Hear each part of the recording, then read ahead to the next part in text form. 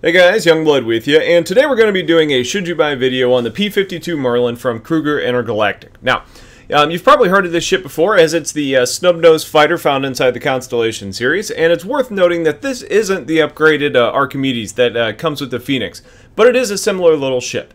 Now, before we get too far into this, I wanted to let you all know that I've decided to do a giveaway of one of these ships.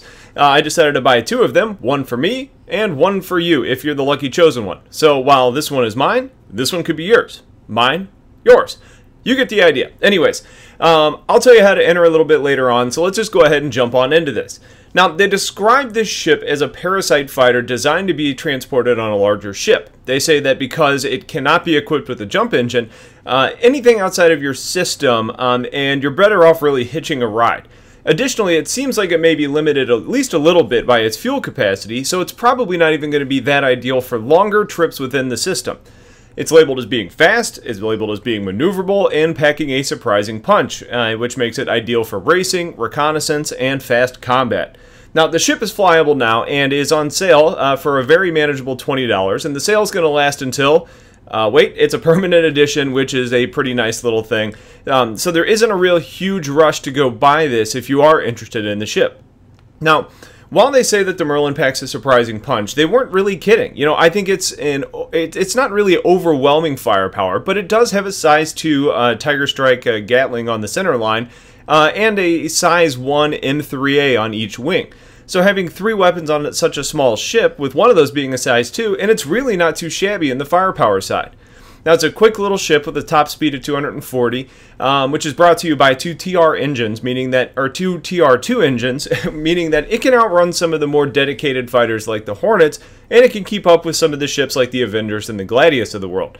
Now, the speed feels just about right. You know, it's small stature and it's decent firepower. It does make for a pretty good little fighter.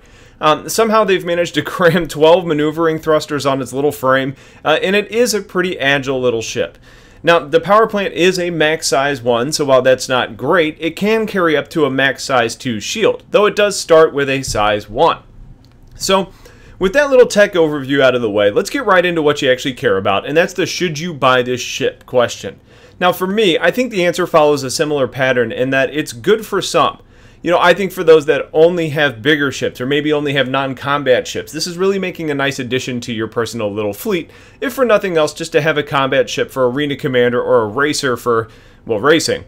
I think if you already have a ship that has a snub nose, there isn't a lot of reason to pick one of these up, especially since you're getting one of these as a loaner until your particular snub nose is ready.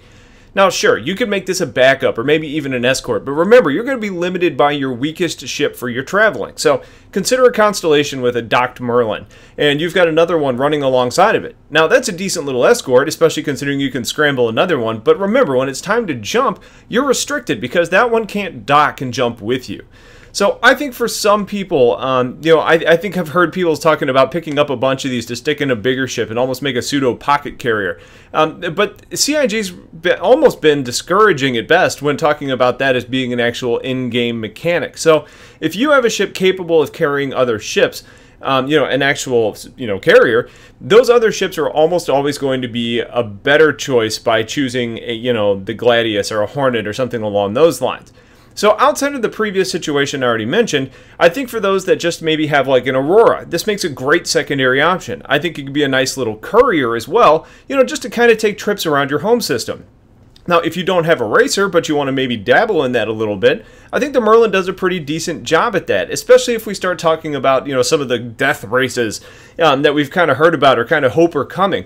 If that ends up being a thing, you've got a ship that's pretty combat capable, is fast, agile, and can probably bob and weave through obstacles pretty well. Now, in just a typical race, you're not going to be super competitive against the 350s and the M50s, but you're going to do better than most of the other ships, assuming all equal skill across the board. So I think the bottom line here is that it's one of the cheapest ships that we've seen in game to this point. It's a lot of fun to fly, it's pretty good in combat, it's very well designed, and I think just as far as like a runabout goes, it fits kind of a nice little role. Now, the ship is getting the Youngblood stamp of approval based on the low price and pretty good performance that you get for it, you know, the bang for buck, if you will. And that's why I picked up two, one for me and one to give away. So if you're interested in being entered into the drawing to win, please leave a comment in the sections below stating that you are interested. I'll let the comments run through Wednesday, and we'll pick a winner in a video announcement on Thursday, hopefully. And like with past giveaways, I'm going to be picking the winner via a random number from the random.org website. Now, I know I'm not sitting here giving away a constellation or something huge like that, but I did want to at least try and give something back to you guys, just as a little token of appreciation for being here. One other thing to consider for those of you who are cash restricted right now, the Merlin is able to be rented through electronic access, and at a rec price of only $2,000, you should be able to get that test flight in pretty cheap. It's also worth noting that based on its current purchase price of only $20 and the low rec rental fee, the ship should be pretty easy to afford with the in-game currency. And always, as always, you know, if you're on the fence, don't push it. You can always get it in-game. So that's it for now. If you have questions, let me know. Otherwise, I hope you have a great day. Stay tuned for a lot more content and the winner of this drawing, and take care.